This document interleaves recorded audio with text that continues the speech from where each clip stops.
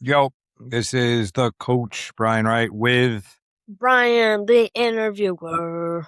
the Brian and Brian train has made it back to New Jersey. We are no longer in the sweltering inferno that is Las Vegas. I know. I feel the same way. I want to go back, but we should be back later. Oh, It's not working. there we go. But I need this. It was a long day. yeah, but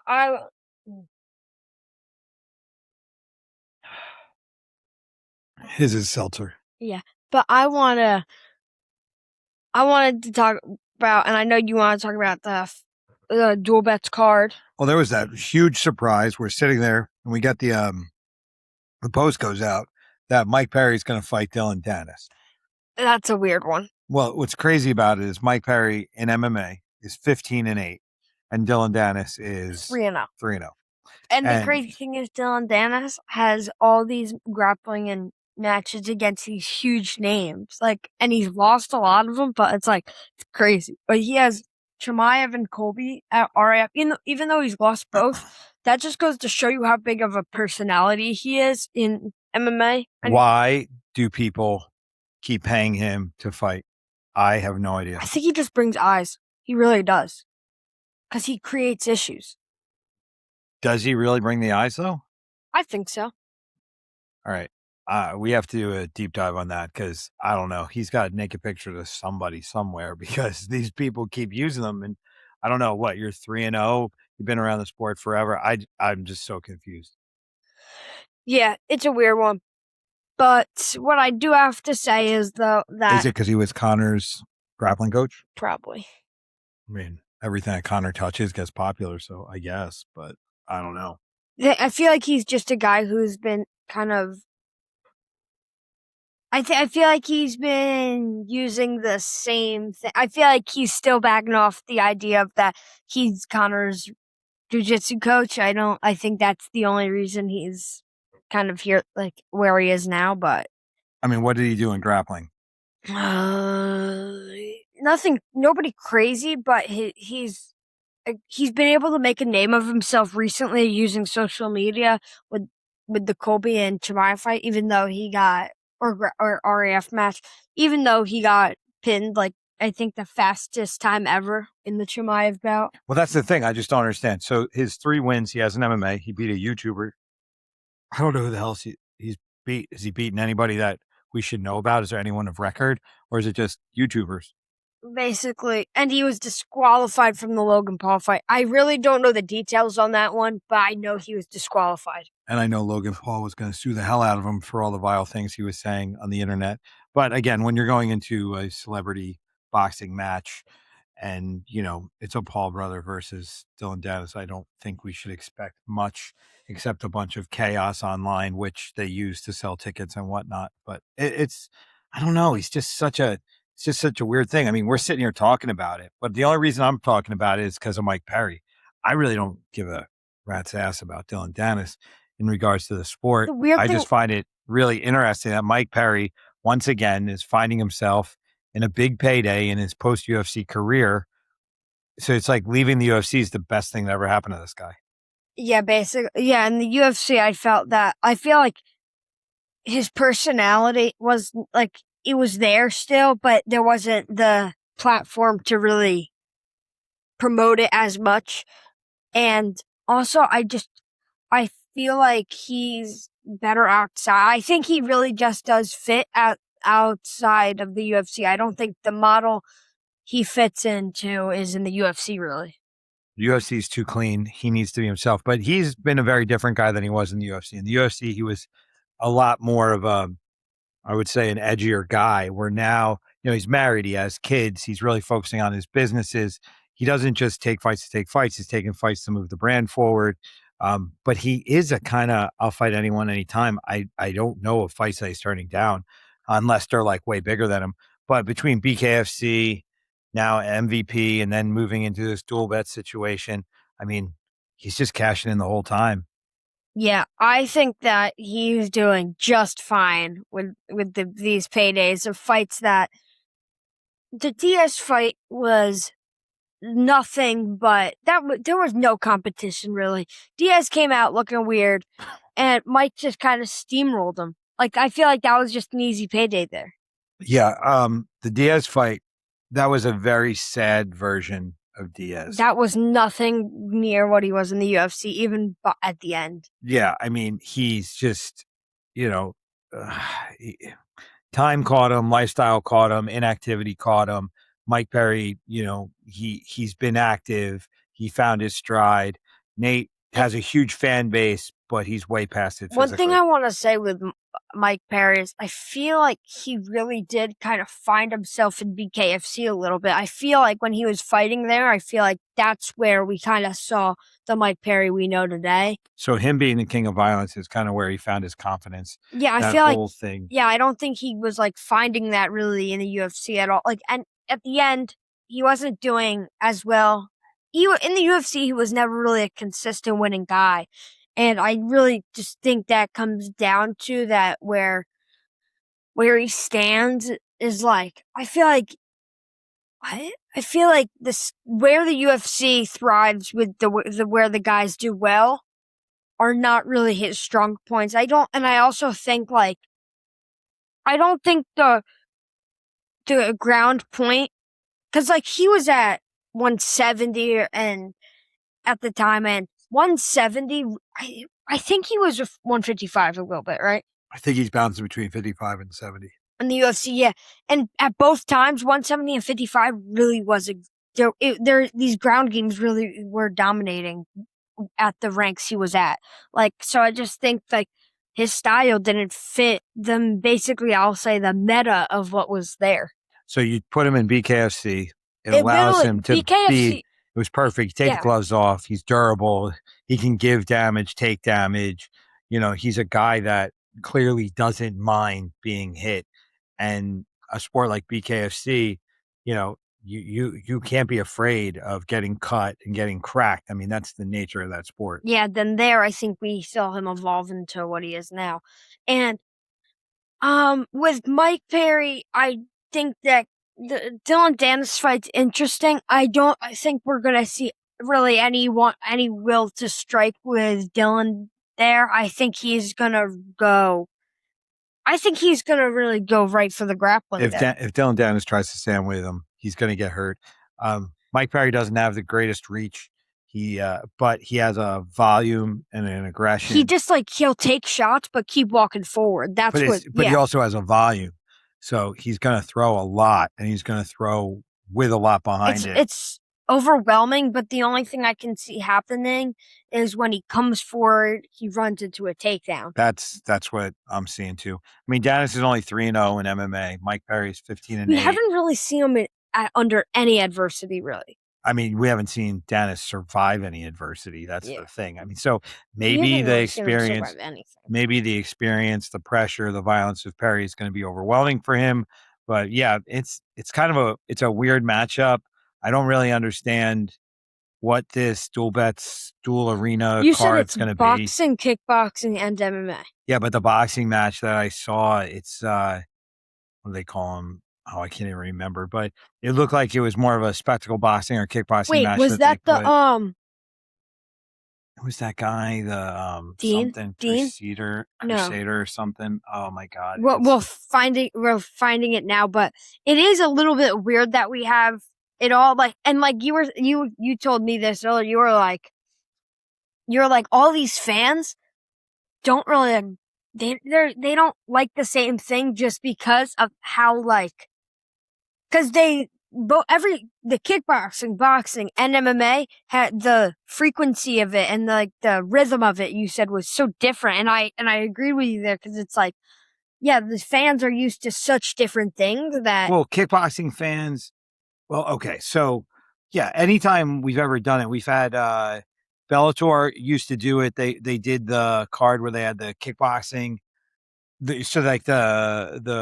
ring and the cage would come out of the sky, and they would have kickboxing bouts, and then they would have MMA fights. But the problem with it is the pacing of it's so different. 3 minutes versus 5 minutes in a round. Then the pacing of kickboxing is different than the pacing. Now you add boxing to it. Boxing is much slower. It's slower. It's just, again, the pacing MMA is kind of way breaks you. intense. I feel like kickboxing is intense in its own way. But if you think about it, though, like, okay, like, so you go to an event, and you sit down, and so say you're there for 3 hours.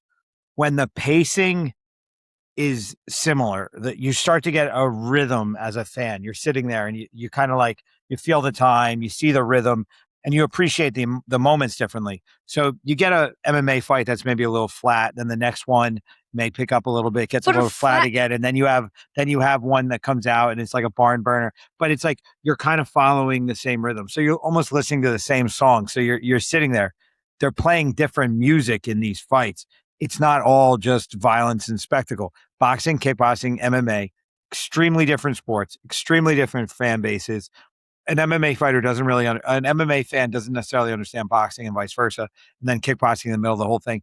And if you're not dealing with high level guys, it just kind of turns into a shit show. So I don't know how this is going to play out. Me neither. I feel like if every fight's not a banger, which it's I guarantee not, it gets a little weird there.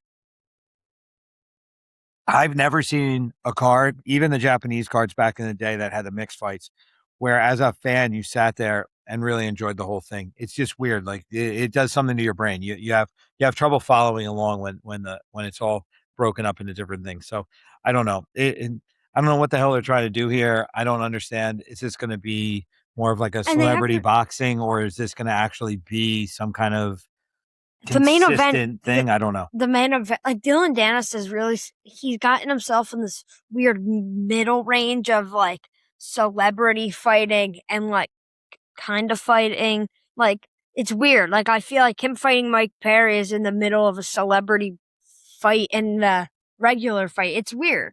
So it's like asserted himself out to a point where he can do both. And we've really only seen him do well in celebrity fights, and the rest we haven't really seen anything. But look at what he's done. So he's the kind of guy that goes on and whatever it is, he's going to turn into a spectacle. He's going to talk a lot of shit. He's going to be a pain in the ass. He's going to make it something wild so that no matter what he does come fight time, so if he loses the fight, he tries to win the war of words. There's always a but with him. So it's like, yeah, I lost the fight, but I won the fight, but I did. So it's like always some weird thing with him where there's always something else, and he insulates himself that way. And that's what just keeps him rolling along. And then there's Mike Perry, who basically doesn't care about his own safety, just wants to go out and fight.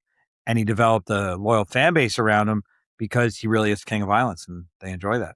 Yeah, I feel like Mike Perry, it's like when you tune into a Mike Perry fight, you're going to see the king of violence and you're going to see violence. But the only thing I see it gets weird here is I feel like we might not see the violence we're coming to see here with the way Dillon Danis fights versus the way Mike Perry fights. Like, it's just like styles make fights, and I don't know how this is going to go.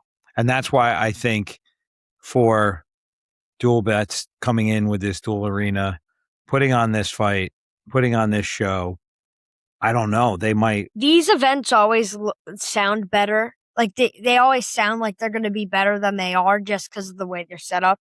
I agree. And that's like you have two guys with names, with fans doing this thing. Somebody in a boardroom somewhere was like, oh, wow, this is going to be a good idea. But the thing is, the guy, Dean is the promoter for this. And Dean is the guy behind Icon and a bunch of shows that, a lot of fighters have been developed on over the years. Dean's not a stupid guy. He knows how to put on good shows. I mean, he may be cashing in on this. This may just be like, hey, here's a lump sum of money. Put something on. Let's get something done. I don't know. It is a gambling company. They got very deep pockets. I don't think they're trying to create a league or anything. I think they're just trying to do something. Who knows why, but whatever.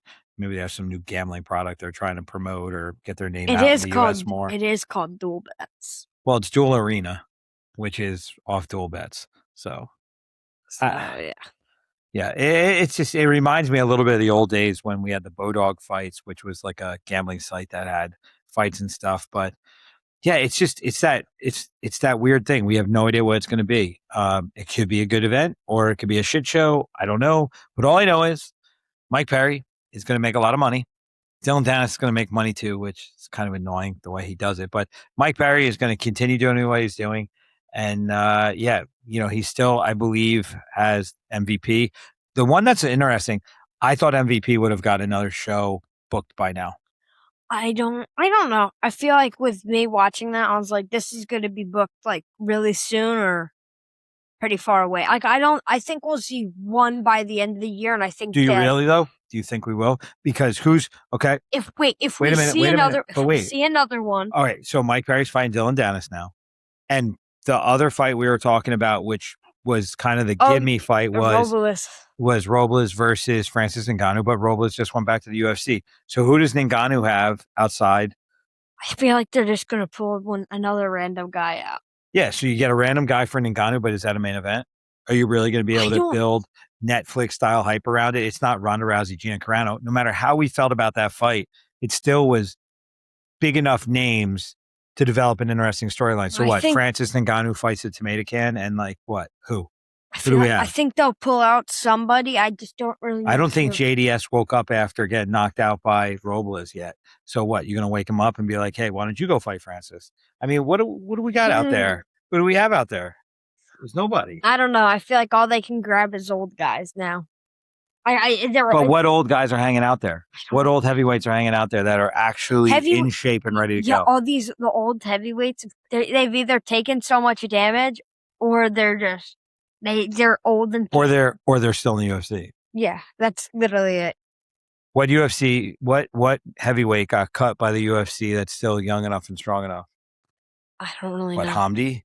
Yeah, but we can't get him in the country. I mean, what are we doing here? I mean, so what are we talking about? Like, it's just such a weird sitch. And then who else in the organization besides Mike Perry? It was Mike Perry, Francis Ngannou, Ronda Rousey. Those are your three stars. Ronda Rousey's not fighting anymore. There's really nobody worth main eventing against Francis unless it's Jon Jones, which is not going to happen. He's still got another 1.5 to 2 years with his UFC contract. And then you have Mike Perry, who's now fighting a dual Honestly, do you think Jon Jones comes back, though? I think Jon Jones would come back for Francis. I think Francis Ngannou, Jon Jones on MVP, 100% he would come back because that solves the problem for him. He's still interested in fighting clearly when you talk to him. He's not retired. Get out of here. He's waiting for the right opportunity. But now he's got Gable in the heavyweight division. And what? You go, you come back, you fight Cyril Gane, you beat Cyril Gane again. Now you've got the belt, but you also now have a protege, which you have on a path that you're dreaming of like an 18-month title run. Maybe less. But still, I'm just saying, like they're talking about 18 months to get him to be champ.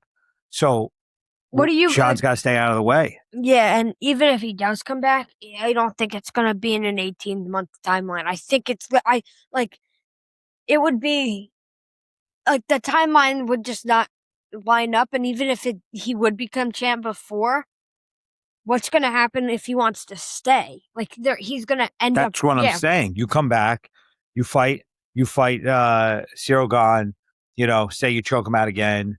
Again. But then now what? Now you're the champ. Now you've got Aspinall. But the Aspinall fight, I feel like if he was able to come, I feel like. I think Jon Jones kicking himself for not fighting Aspinall. Yeah. I think he fell into the hype that a lot of people had about Aspinall. And he said, you know what? If I'm going to risk it, I want that money. It sounds like the UFC was going to give him that money and then just never came together. And then instead he transitions to be the coach for Gable. Yeah, I really do think that if he beat Aspinall, I feel like that timeline would have been easier with Gable. He should have fought. I think he should have fought Aspinall, but that's just money business. He could have fought, but the thing is, he could have fought Aspinall 2 years ago. You know how crazy that sounds for him to become champ, and then it's just crazy to me. But who messed up here? Who made the mistake here? I think the UFC screwed up here by giving. I don't know. I think giving Jon the title, knowing how he is, the way. I mean, he's coming up from 205, going to heavyweight. The Miocic fight was the one that was like the big money fight. It got all crazy. In my opinion, I think they made the mistake of giving the Miocic fight. I think them setting that up was like, I feel like they forced Stipe to take in that fight. You could see when Jon got the belt, he calls out Stipe, the same Stipe who got flatlined by Francis Ngannou coming off that fight, and he's just kind of like, yeah.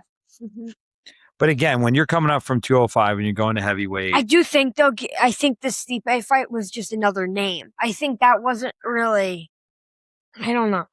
Stipe was not Stipe in that fight. He was so stiff he was and so awkward. Stiff, he wasn't really. Yeah, he wasn't. That was not. That's just another name. But beating Cyril Gane was a real one. Jon Jones beating Cyril Gane was legit. Yeah, I think beating Cyril Gane has aged very well. If Cyril Gane can beat Aspinall, though, I think that's just another reason for Jon to just kind of keep kicking himself. I feel like he understands. Like if Gane beats him, I think that would be like, man. I feel like that would just make it that much worse. I just think he missed his moment. I think that. I feel like we all did fall into the hype.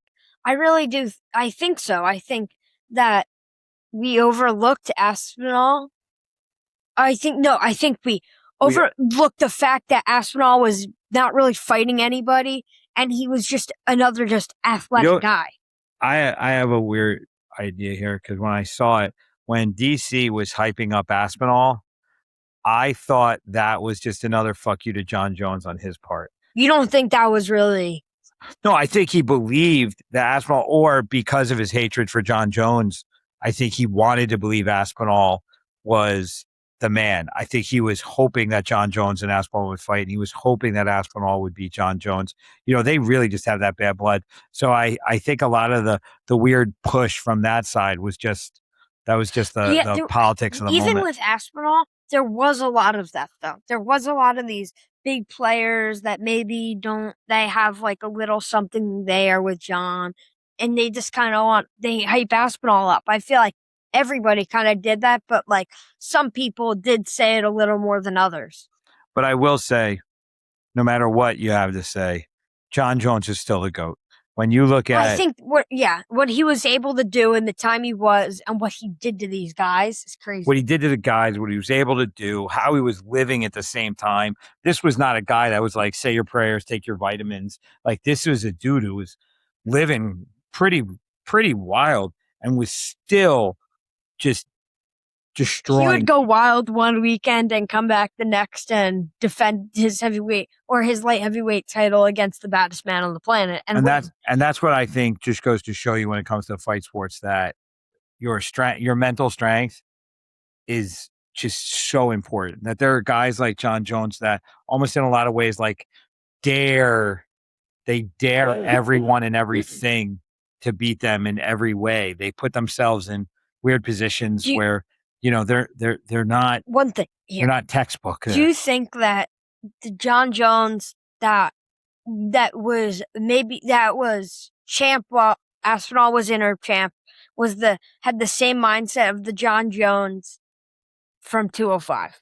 Do you think there was a change there? I think if you put Jon Jones in an octagon, you lock that door and you ring that bell, I think he's a killer no matter what. But do you think the mindset of what outside the cage, when as champ, seeing Aspinall, the younger guy, do you think that there was a different mindset there, looking at the Aspinall fight and kind of pushing it off there, though? I think that the pressure of all the wins caught up to him. I think the idea of not going out, basically undefeated versus, oh, wait a minute, going out on a loss. I think going out on a loss was not something he wanted to do. That's why I think he picked Miocic. I think he wanted to fight Miocic because he felt like that was a very winnable fight. It was going to achieve everything that he wanted. He fights in the Garden. He makes a lot of money. He beats, one of the pound per pound best heavyweights. He's not getting any younger. His body's got damage. I mean, from a business perspective, that was the right thing. But he should have walked away at that point cleanly instead of doing this maybe I will. I don't know. It was a dirty departure. He should have just been clean. Like, we still are kind of in this limbo where he's like, oh, I'm retired. I'm not. I'm retired. I'm not. I'm retired. I'm not. I don't think he knows. I think he's kicking himself for not fighting Aspinall, and he's trying to figure out, how do you make that kind of fight happen? And when you look at the money that's out there for it, Why would you not try to make it happen? Yeah, I do think we will see him return at some point. I don't know. I think he's done because of the Gable situation. I think if Gable stays on a run, he stays away. But let's just say, unless MVP is able to cut a deal to get him to fight Francis Ngannou, why would you not fight Francis Ngannou if you're Jon Jones? It's going to be a massive money fight. You'll make more money in that fight than you made your whole career. Yeah, win or lose, he'll make so much money. Yeah, why not? I think he would beat the way Ngannou looked. He beats him. I think Jon would beat him. I agree. I think that boxing breaks a lot of these guys. They get stiff, they get awkward. Francis Ngannou got heavy hands, that's for sure. But Jon Jones is not stupid. He's a well-rounded guy. He would come up with some kind of game plan that would neutralize the one or two dimensions Ngannou brings. But God, those dimensions are motherfuckers of dimensions. Dude, you literally just have to avoid getting punched at all costs. That's literally what it is there. And everybody forgets, as creative as a striker as Jon Jones is, his bread and butter is wrestling. He's really a wrestler. Yeah, and his striking comes from the threat of the wrestling a lot of the times. Well, it's the both. He's super long, he's super awkward, dude, and he blends everything together, and that's why I think he's the best mixed martial artist of all time. Yeah. One thing I have to say about him, though, is I feel like a lot of it does come from his build. The build of Jon Jones is unlike any other person. When he stands up straight, his fingertips touch his knees. It's crazy. Yeah, and his hands are gigantic. He's just... And his fingers are really long because he's poked a lot of eyes. The battle of the finger pokes with him and Ngannou. Oh, my God. Who goes blind first? Blind man leaves town fight. But I feel like I do think when Jon came back and beat Shogun, I feel like there was something. I feel like when he did that, I think there was kind of like I feel like he set something off in his head where he was kind of like, I did what I had to, in a sense. And he went heavyweight. When you're at light heavyweight for that long, and then you go up to heavyweight, and you see how big and strong these guys. Look at Pereira. Pereira goes up, fights Cyril Khan. It was clearly a 205er versus a heavyweight. That was not a real heavyweight. And Jon Jones, I think at the end of the day, he's super insecure. And I think that's kind of his superpower, where he's insecure and he's fighting to not be exposed. And that's why he's able to pull off what he pulls off. But at heavyweight, it's I don't want to be exposed. But damn, these guys are really big and they hit really, really hard. Yeah, I think he was I think there was something in his brain that was definitely just kind of I think that was an achievement at the end. I feel like that was an achievement that was like George St. Pierre beating Bisping at 185. And then he retired after that. And I think that Jon was kind of I think he was mirroring that in a way, but I just think he didn't choose to. And I think he also had the retirement option with the Stipe fight, and he didn't take it.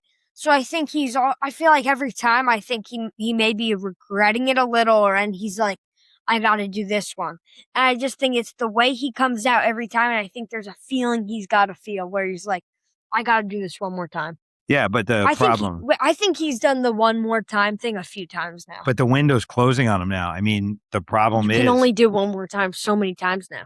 Yeah, and he's going to get in the room and he's going to start training. He's going to feel good, but then you're 5 weeks into an 8-week camp, and then you start to realize, wait a minute, I don't know if I'm the same anymore. And he said he's got hip problems. I don't know what to believe with any of these guys when they start talking about this stuff. We've hung out with Jon Jones in person. He doesn't look like he has too much any physical issues. Yeah. He walks normal, moves good. Doesn't seem like there's that much going on there, but who knows? Maybe his hip really is that bad. And then you got, we've hung out with Mike Perry and Jon Jones. They're pretty straightforward who they are. Yeah, they're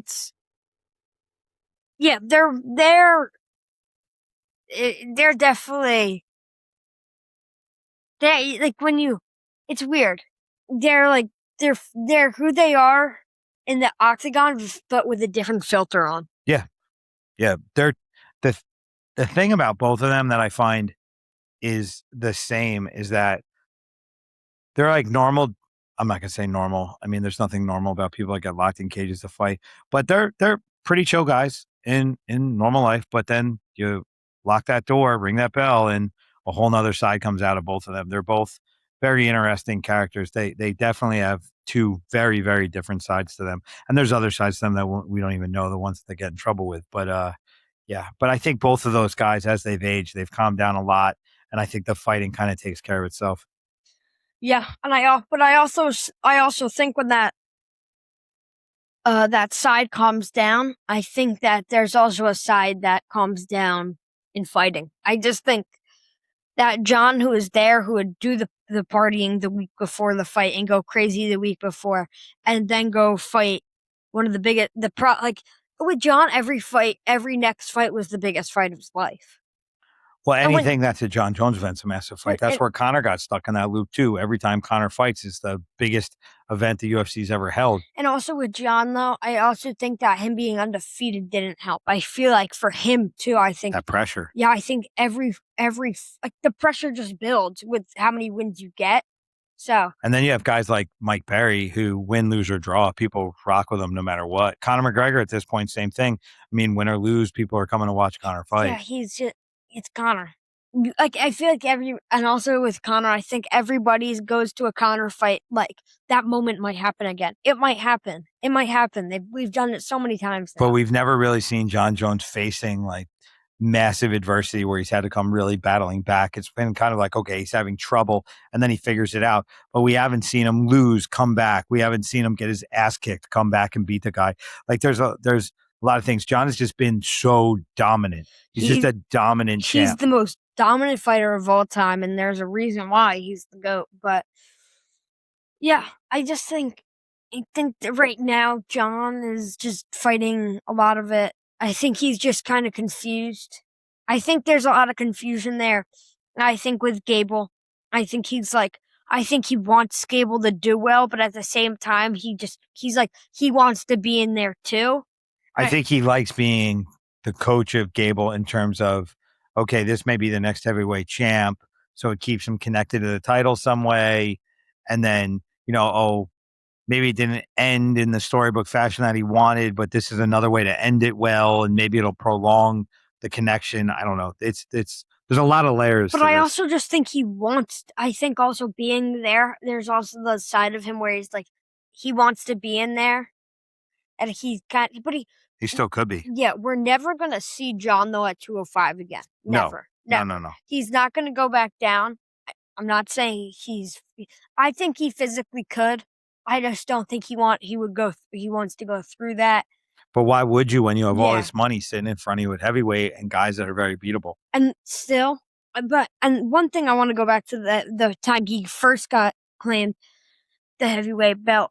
It's like, there's something about being the heavyweight champ. When you're the heavyweight champ doesn't matter how bad the division is. You're the baddest man on the planet, and it gives you that much more popularity because you're the heavyweight champ. Yeah, the heavyweight champ. You could be in the worst era ever. You could be fat and out of shape and fighting bums, and you're still considered to be the best. Yeah, and I think when Jon went to heavyweight, I think that he was like chasing being I think he was chasing to be the baddest man and adding more baddest man on the planet layers. I think when he got to heavyweight, he was like, whoa, I think this is the baddest you can become. Yeah, 100%. So I think also there, I think that also I think going to heavyweight closed a lot of doors, not completely, but almost completely, just kind of like, yeah, we've done what we've needed to, and I think the rest is optional. I think that's where he's at. It's interesting. Remember we were talking about Scott Coker was starting a promotion at all this money. Yeah. All that stuff if you think about all this talk, like, so MVP, Scott Coker, this was all pre the UFC Freedom 250, where the UFC kind of, like, I wouldn't say took a break, but they were in the middle of planning some really big things. And everyone's like, oh, all these people are coming for the UFC. And then the UFC bangs out the 3 biggest events it's ever had. It's got upcoming star power now, all this stuff. And then now we're not talking about Scott Coker. We're not talking about MVP.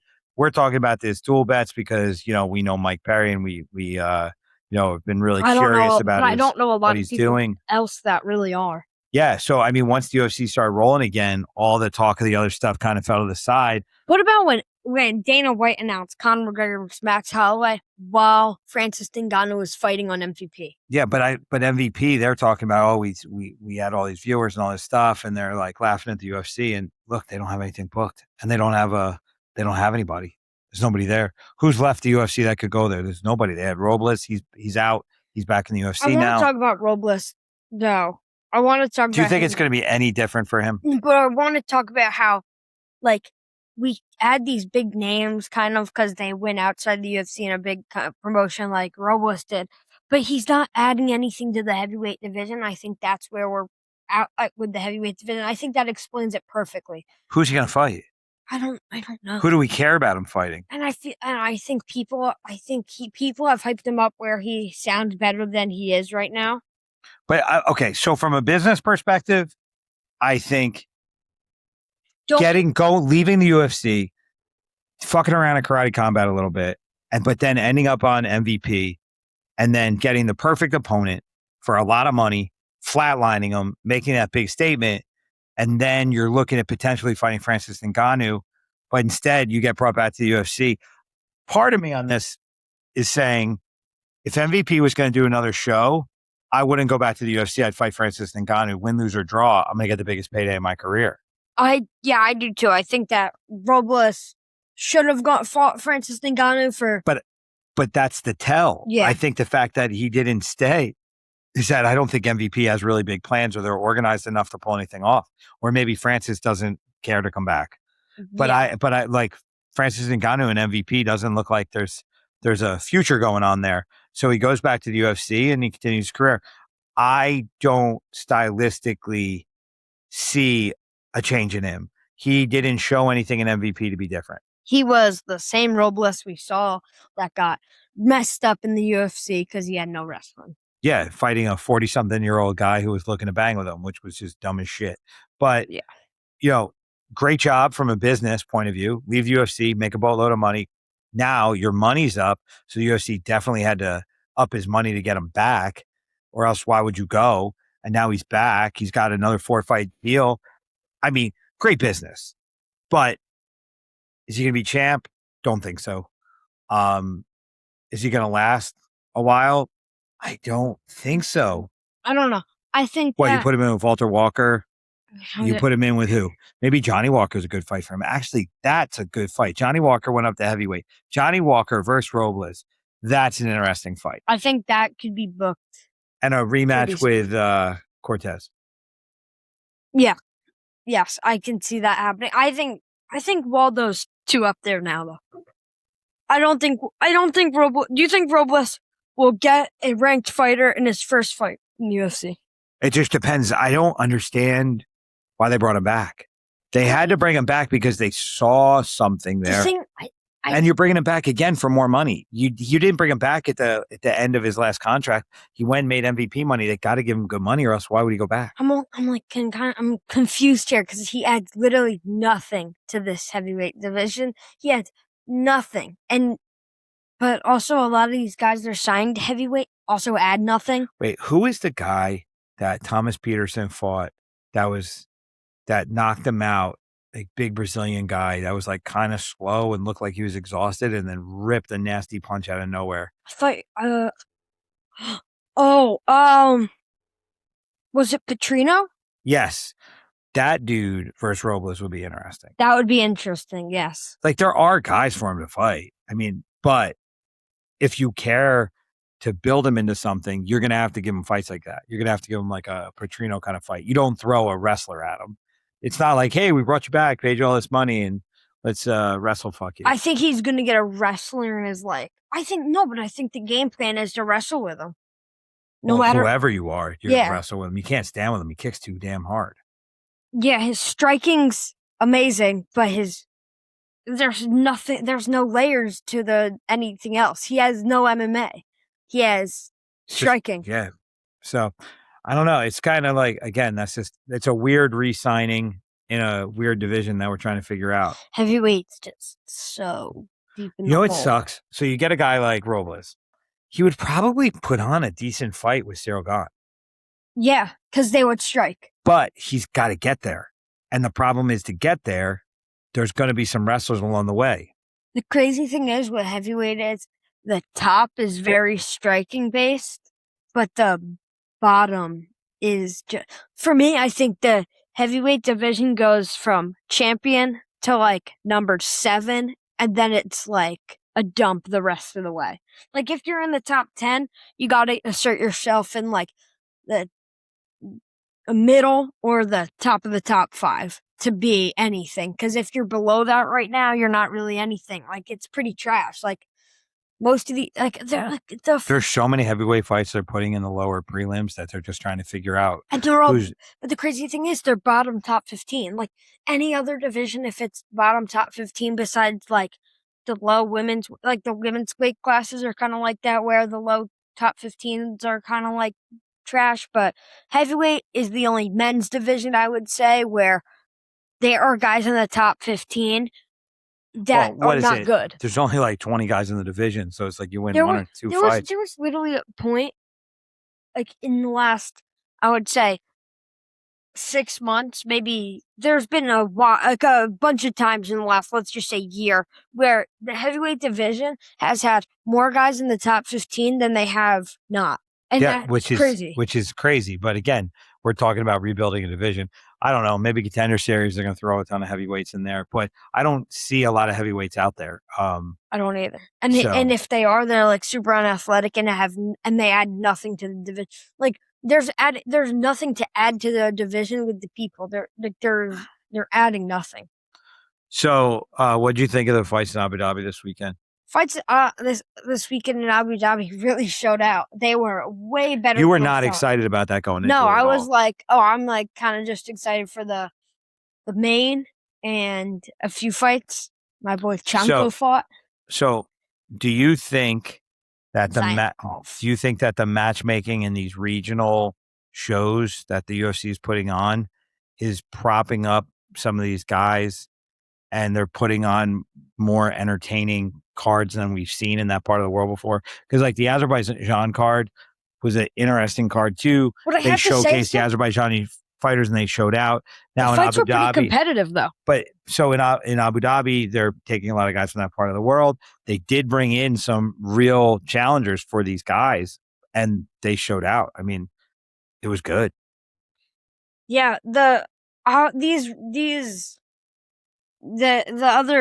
other parts of the world that they're having good cards. Like they might be. The thing is though, they don't really have names we know. A lot of these. Yeah. But they are very, like, most of these guys, though, they perform like this and they do push themselves farther. So I think there's a handful of guys that are going to come out of this card. And I think at some point more people will know them. Just because, like, in the past, these cards in those parts of the world, they become guys we know. Like, a lot of these guys that have been fighting out there, we know them now. And now you've got, Serbia coming up? It's Serbia. This is a first-timer. We have not been over here. What's the main event on this one? Uros Medic versus D-Rod. That's an interesting fight, but I'm going to go with Uros Medic. He is so hard. He's like that, just a killer. But also he's been touched on his chin before. He's gone down pretty hard, but he hits so hard, and he's on a good run right now. He's coming off a knockout win over Jeff Neal, and yeah, I think I'm going to go with him. I think D-Rod's a little past it. He hasn't fought in a while. He hasn't fought since the Kevin Holland fight a good amount of time ago. That was like over a year ago, right? I don't even remember. You're the supercomputer. Yeah, but that was that was like over a year now. He's had some issues out of the States. But with this one, I'm going to go with Uros Medic. But D-Rod, I wouldn't be surprised if he can pull this one out because of the experience he has, I would say. But this is an interesting one. But didn't he get caught up? He was like put in Mexican jail or something? That's what I think it was.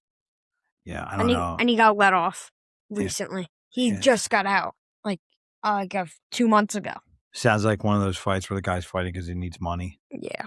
And that never works out well. No. All right. So one thing we were talking about was the 330 card. Well, I just want to say one thing, but this is a first timer. They're going there for the first time. One thing that I haven't seen in a while is like This is like our first time where like they've been going to a lot of new places at a pretty decent volume. Well, now, I mean, COVID really kept us home, and now we're seeing the world again. It was just Abu Dhabi and the now US. They have a pretty diverse set of guys in these divisions. Like, we have a lot more Azerbaijani fighters than ever.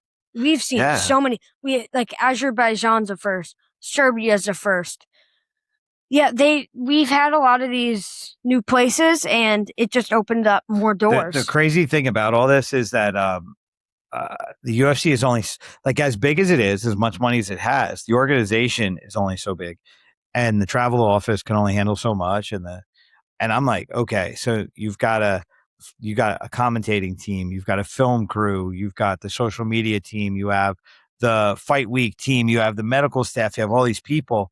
We're traveling all over the world consistently. I mean, it's crazy. You talk to Mackenzie, and I mean, she's on the road. She's at a different place every weekend. She's like on the road 32 weeks a year or something like that. I mean, it's wild. So what kind of life are you going to have when you're a road warrior? So for me, I'm good at this. I'm going, okay, they've got, and also that travel office and that medical team, they're also handling professional bull riding, WWE. It's not just the UFC. The Power Slap now is in the mix. So you have all this. Do they do Zuffa too now? Yeah, you've got Zuffa as well. So the infrastructure can only handle so much. So I'm looking at them like, okay, are we seeing the beginning of almost like the soccer where you have like almost like leagues within leagues developing? Are they going to create their own network now? No, I think what we're going to see is we're going to see different. I think we're going to see the organization. I think the UFC is just going to have different people from these different areas of the world, and I think they're going to figure out which areas of the world are they going to most, and I think they're just going to have offices there, and I think that we'll see, like, in the UFC PI, they have where all these people work, and I think we're going to see a lot of those in other places, though. Yeah, I mean, talk about a global brand. I just think the organization's going to grow, but I don't think we're going to see, like leagues where, like, just these guys. Yeah, but I mean, when I say leagues within leagues, where you're going to have certain fight nights are now going to be more developing talent in certain parts of the world. Yeah, that's what they're trying to go for, and But the thing is, they're developing that talent by taking them on against, the international crowd. So it's kind of like this part of the world versus the world on some of these cards, which I find interesting. I think it's great. It sells a lot of tickets in those countries. It is developing guys. It's creating momentum. It's making us, find out that some of the names we know are not necessarily the best in the world. They're just the names we know. And it's a very interesting time. And I'm very curious to, over the next couple of years, what layers to the infrastructure are going to come into play over all this. I think we see all this develop within, I think we see all this happen in, maybe in the next, 2-3 years. I think we see these major changes happen.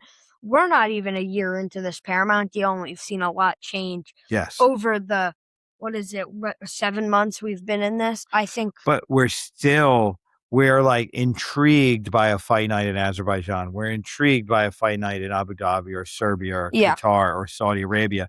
But the thing we still really care about is, say, August 15th in Philadelphia and Ian Garry versus Islam. That's still, if you say that, we don't really, we stopped talking about Serbia really, really fast. So the dominance of in our own psyche of the top 2 or 3 in these divisions still is the thing. Yeah. Talking about UFC 330, I have some pretty negative thoughts just because What do you mean negative? Oh, I'm curious. No, you're saying negative. No, I think this card is being carried heavy on this main event. The rest of this card is pretty. Let's pull this up. Pull the card up. Let's see. My boss is telling me what to do here. No, because this card is pretty bad. We have, no disrespect. Yeah, but the thing is, the main event is such a dominant main event. I don't think it matters. No, you could have dogs fighting in the prelims. I think would be I think it matters because, no disrespect to Geoff Neal, but he is coming off a loss to the guy fighting in the main event of this weekend's fight night. Yo, Gamrot, Salkill. Gamrot Salkill is not this week, but the week after. But that is going to be such a good fight.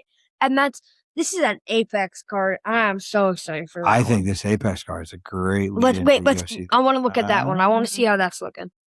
All right. Okay, this card is Sutherland versus Lopez. This doesn't look too bad. Asplund. Oh, we got Asplund. Yep. Oh, we got. We were just talking about him. Like, what the hell happened to him? Yeah, this isn't too bad. This isn't too bad of a card. No, not at all. No, that's all they're listing right now. Yeah, but I want to go to UFC. And you want to see, and you're a big Salkill fan. I think Gamrot Salkill's a great fight. I think Gamrot's going to win just because I think his wrestling is too much. All right, so UFC 330. Okay, let's see. This main event is so good, but why? Why do we? Blanchfield fights off. I know that. No, I thought isn't that Steppen? What? I think she stepped in. I don't know. No, I thought Blanchfield stepped out of it. I don't know, but Mackenzie Dern, Gillian Roberts. I'm not really too excited for this. Then we have if this is on the Aaron Blanchfield fight versus Janin. How would you say this? I don't be mad about my pronunciation. Jedovicius. Yeah. I'm not. Okay, so Jedovicius is a great fighter. I actually am a big fan of hers. Aaron Blanchfield, I'm not like the biggest fan. I'm not excited for this fight, and I'm also not excited for Geoff Neal versus. This is okay. Chidi Nekawani is he's a good fighter. I actually enjoy watching. This is not a main card fight to me, though. No, it's not. And then Vicente Luque versus Trajan Gore.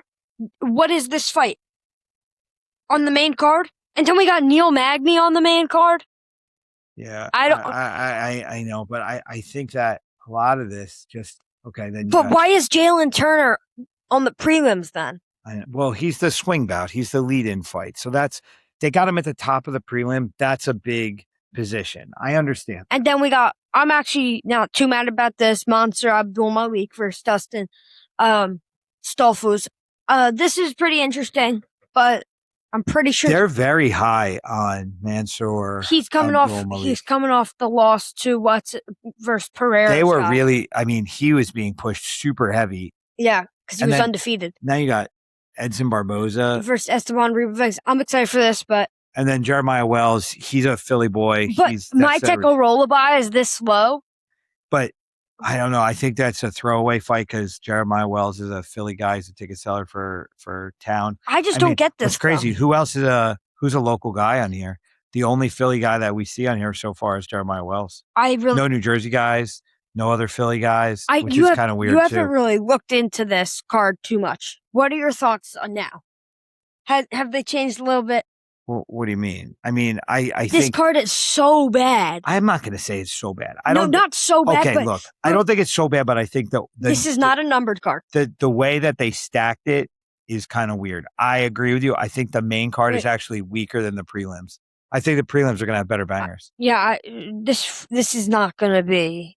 I don't understand how you could go Geoff Neal, Aaron Blanchfield, Mackenzie Dern, Islam. I think honestly, it's almost like you're trying to upset us so that the Islam fight is more is felt better. Honestly, I think the Islam fight's either going to be super exciting or pretty boring.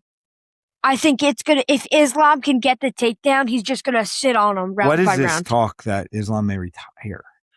The talk about him, I think he's been pretty open about how he didn't really want to go too far past 35. Yeah. And it's interesting. Okay, Islam loses. Does he come back for a rematch? Or does he walk away? Depends how he loses. I think if he gets knocked out cold, I think we don't see him. I think I don't think that would happen. If he loses by a weird TKO, yes. If he loses by any sort of decision, yes. I think that if he loses I think if he loses and he had zero success or close to none, I don't think we will see him come back. Do you think Ian Garry is truly unlikable, or do you think he's being painted? No, he plays it up. Do you think he's being painted to be horribly unlikable by the internet crowd? Because I feel like he's getting clipped. I'm not going to say unfairly because he's giving people a lot of firepower here. I think he does it on purpose. I think he's playing it up because it does bring a lot of attention to him. He also is a weird dude. for sure. Wait, I want to look back on this card. I'm just confused why we got Trejan Gore on the main card. Like, this is... Yeah, let's look at his Tapology. Let's see this. What is he in the UFC? He's 3-4 in the UFC. 3-4.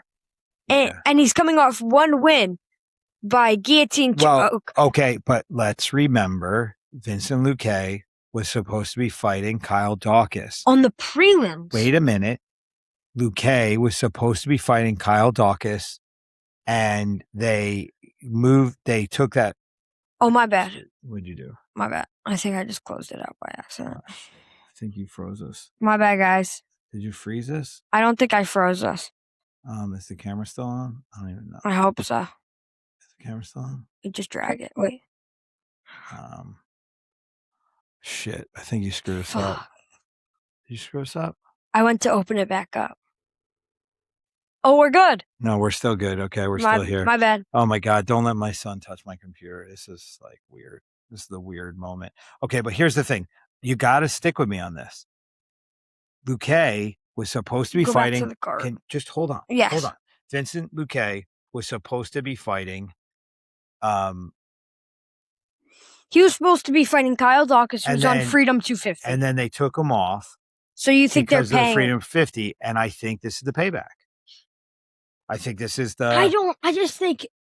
this is how the game works. I think this is a pretty easy fight for him. I think they're giving this fight to him. Of course. Yeah. So the Kyle Dawkins fight did not work out the best for Kyle on Freedom 250. Luque had to walk away from that. So now they had to take him out of a fight. They move him onto this card. Yeah, I think this is payback for that situation. I think they were like, yeah, you were in camp. You did your thing. Thanks a lot. We needed something to happen. You helped us make it happen. Here you go. Yeah, I just think it's weird. I'm surprised it's so deep into the main card, though. I'm surprised it's not the opener, because I feel like if any fight's going to be an opener, it's going to be that one. Yeah, the Mackenzie Dern fight, I could honestly... I'm a really big fan of Mackenzie Dern's coach, Jason Perillo. I'm a huge fan of him. I think he's a phenomenal coach.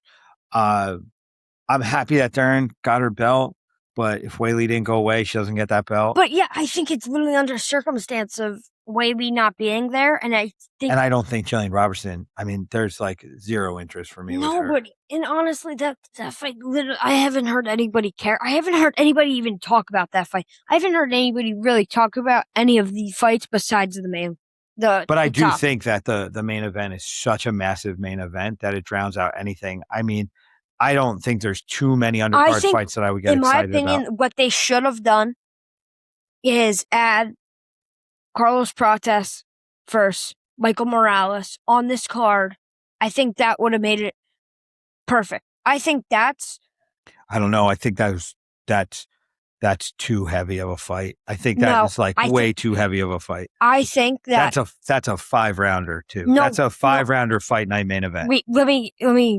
So what I think they should have done is I think Mackenzie Dern and the Roberts fight don't have that on that card. I think they could have fit that into another card. I think they could have even fit that into I think they could have fit that into 331. Yes, 331. Yeah. Fit that into 331. What's the title fight on that one? I think we're going Charles Arman on that one. Yeah. I think they could have fit that one in. That one I agree. I will agree with you on that. And I think on the co-main, do Michael Morales versus Carlos Prates, because but it's not. But that's a 5-round fight. Exactly. It's got to be a 5-round fight. Yes, it's going to be a 5-round co-main. They do that now. No, wait. What I'm going to say is, though, because it adds the timeline of what they should do, and I think it's going to create more build-up to it. Because imagine the press conference having Islam, Michael Morales, Ian Garry, Carlos Prates. I think that's kind of a shit show. I don't really know if that works out. I understand where you're going with it, but I don't necessarily agree. I think you have to keep them on separate timelines right now and let them all converge together. I don't think you put that all on the same stage. I think it's almost too much. I think it's the welterweight battle. Nah, but I think having a card that's like a welterweight card like that, it doesn't make sense to me. They did it for the JDM Islam card. They did that. Who was on that one? They did Michael Morales, Sean Brady, Carlos Prates, Leon Edwards, and the main event JDM Islam, because it made the timeline work. And then the week after they had Ian Gary Bilal. Yeah, it's too much though. But that was too much. I don't think it was too much because I think it kept welterweight in line. No, but it's too much, and then there's too much of a gap in title fights. Yeah, you can say that, but I don't know.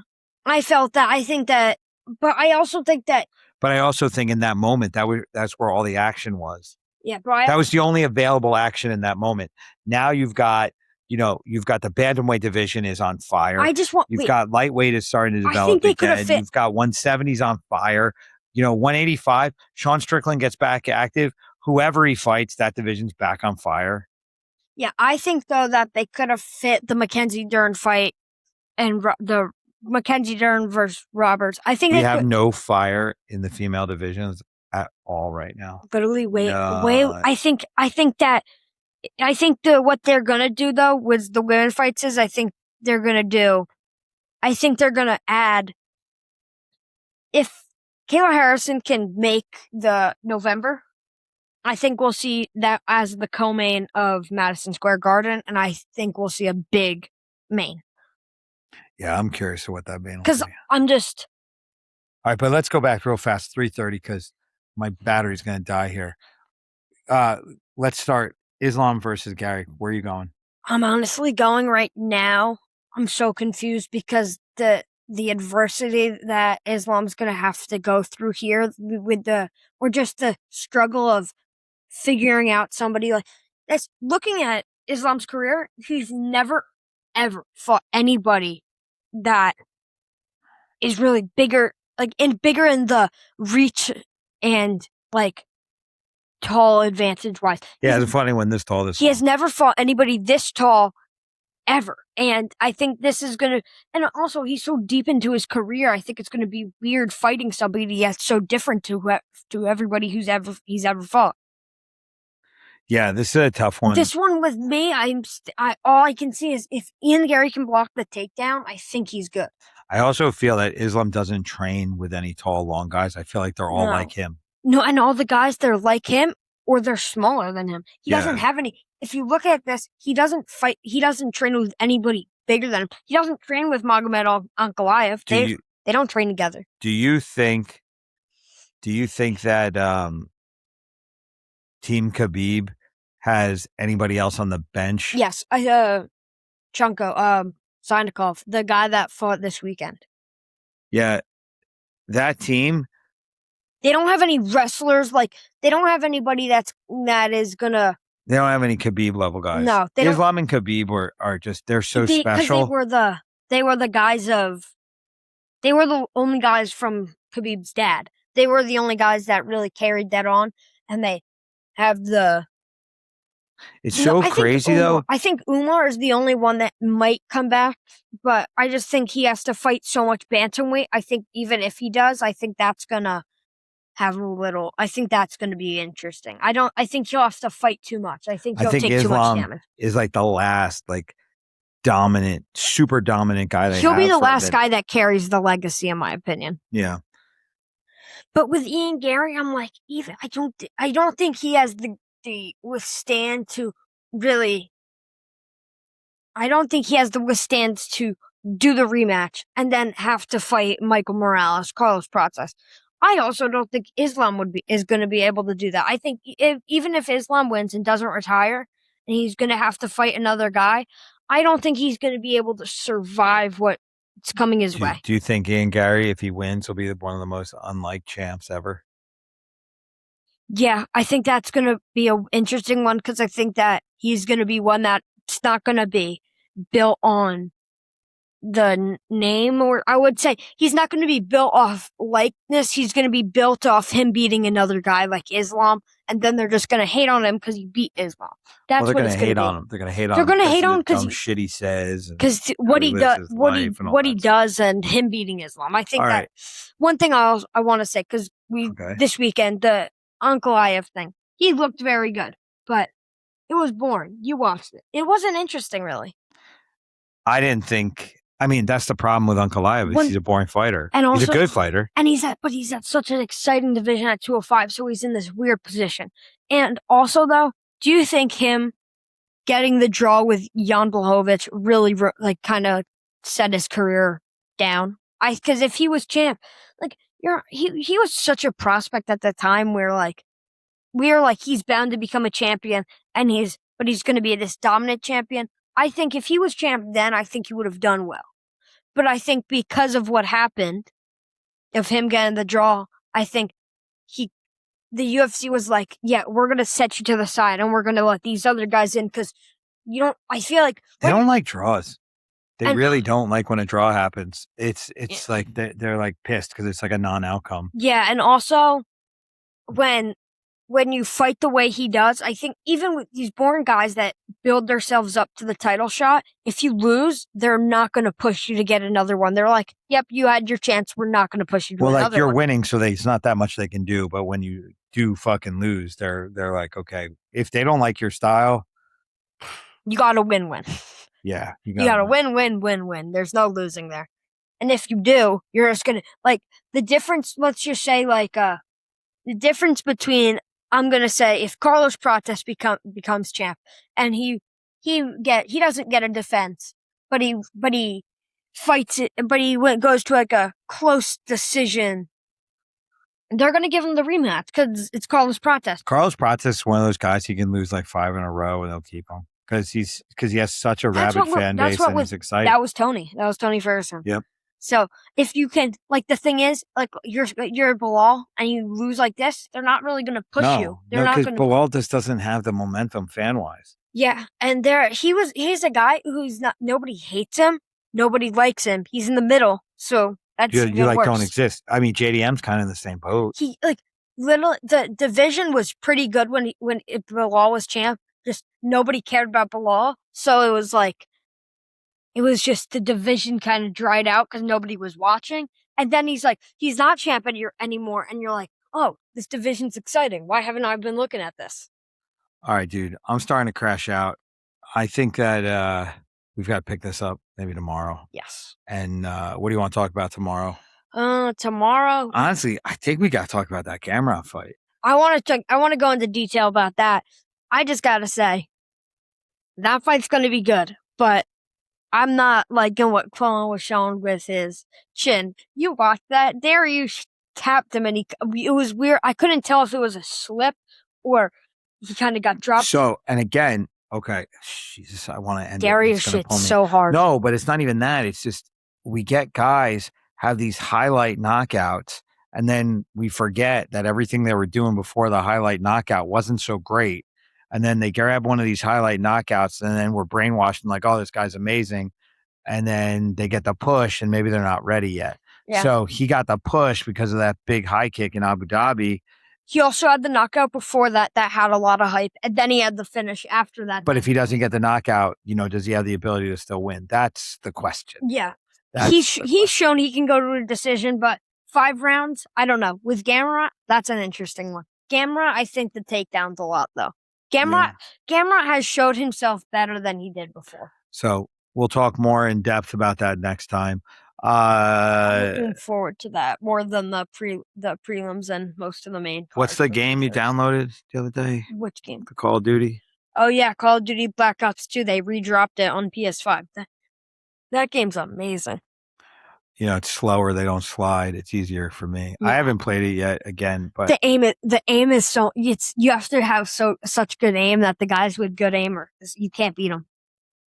But also there's no crazy skins so it's easier to hide, but it's also easier for other people. You also did you got the Onimusha demo. Oh yeah, Onimusha Way of Sword. That's going to be good September. I don't know if it's going to be good. I think it's going to be too hard. I think they're going to have a super easy mode and a super hard mode. Yeah, it's just not like the other one was such a slasher. It was like 2 buttons that you had to worry about. That was a slow game, and it was a simple slasher, but it was fun. No, it was like solve a puzzle, kill some zombies. What's going to happen with Onimusha Way of Sword is, though, it's going to do good. It's going to get better sales because it's fitting what people like today, And So old farts like me. no, I think that people that like you who played the original Onimushas when they were coming out don't really play video games too much anymore. So I think that they're now fitting a modern generation with just the ideas of an not old modern game. anymore. What? Not modern anymore. You just old manned me. No, you like certain modern games. Yeah, but you just old manned me like hard. You don't like the modern slasher. You don't like Elden. You wouldn't like Elden Ring. You would hate. I don't even know what you're talking about. No, Elden Ring, Dad. It's like what you play, but 10 times harder. The only thing, I do like the Call of Duty games. Call of Duty games. I don't mind the new one. The new one plays well, but it's just the fact that its future is just so bad. Yeah, I don't like the future shit. It's just like it takes you out of it. I don't like the Fortnite-y shit that they did to Call of Duty. I liked it more when it was Battle Passes ruined video games, and I'm gonna say that till the Battle Passes expire from gaming. They've ruined gaming. It's Fortnite, and I love Fortnite because of the way you can play with friends so easily and the fun it brings and the constant changing of the game. It was good to a point, but now I think that other games, there's no like sticking to a game. Like Black Ops 2, playing that game really does show like I didn't play Black Ops 2 when it first came out. I don't know if you were alive. I was born the year it came out, so I didn't play it. But I do gotta say though that I've played it before the PS3. Like servers have been up, but it does show kind of these old games are definitely the simpler aspects to it are good. Sometimes you don't really want to get stressed out playing a video game. Sometimes you just want to shoot shit and run around. Yeah, and some of these new things, it's like you got to try too hard. You get too competitive. I work all day. I don't want to come home and work all night on a freaking game. I just want to like shoot stuff sometimes. And the thing is, when the games were kind of like that, where they were kind of more casual and not stressed out, it makes you play for longer amounts of time. Conor McGregor played Black Ops 2 from 8 at night to 8 in the morning and said it messed up most of his camp, so he had to stop. But he got into Call of Duty. So, yeah, I mean, but we're not famous enough to get characters in video games yet. So yet, but you have to get a gaming computer. I'm not buying it. You still got to figure out how to pay for it. Guys, your Venmo is Brian Wright 732. Guys, please donate to that. I'm taking whatever because I'm trying to get a PC by the end of October. I will create better content for you guys. We'll be good. And honestly, really what I'm looking in PC is the case I'm not too worried about. Like with the case, I just want. What was the one you wanted? You keep telling me. Tell your freaking fan. I'm looking for an NZXT computer with one of the base NZXT cases, but I'm just looking for the modern AMD CPU and a 5060 or a 5070 in mind. So that's really what I'm looking for. So, guys, hook a little dude up. Yeah, I'll game on it. I'll stream or get better content. Stream, get better content. Get good at games. We've got a media room in development right now. Yes, so the media room will get better content for stuff like this, and the PC would help out content for me. So, yes. All right. We're out. It's late. The computer's about to die. Tired. Same. All right. I'm Brian Wright Official on Instagram. What are you? I'm Brian, the interviewer on Instagram, TikTok, YouTube, wherever you can find me. All right. Brian and Brian, Coach's Corner. We out. Peace.